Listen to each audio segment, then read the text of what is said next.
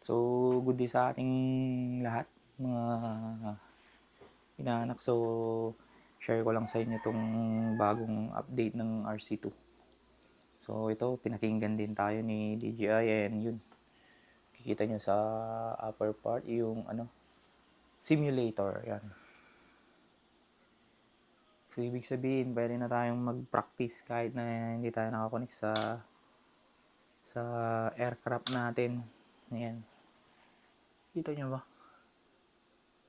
Yan o. Tapos ang maganda dito, tingnan nyo to. Yung tao, may tao siya. Parang games, parang nag-games, may tao. Ayan.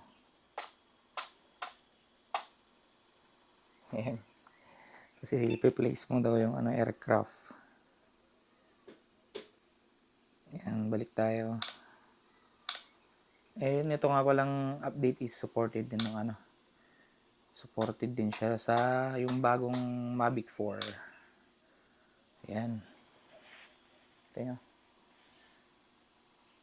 So, pa rin na natin. Ayan, take off.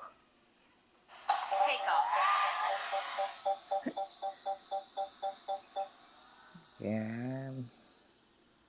Parang bagal, nababagalan ako. Sabay, sanay na kasi tayong gumamit ng you know. Ay, papakita ko. Ayan o. So, ayan, pwede na tayong mag-practice. Palipad dito nang hindi natin kinokonek.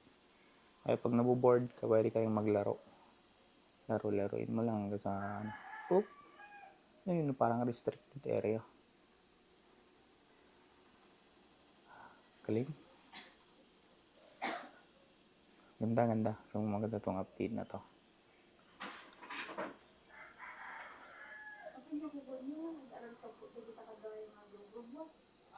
Orbit shot. Ayun. Ganda.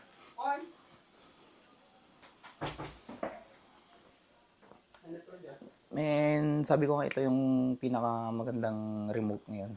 Itong RC2 kasi ang dami niya ng supported na DJI na drone. Gaya nga ng Flip, Neo, yung ating Mavic Air 3S, and salamat din at sinama pa yung bago ngayon na Mavic 4. So, ibig sabihin, pwede tayong mag-upgrade ng aircraft kahit hindi na tayo mag-update ng remote. So, yun lang for today and see you soon!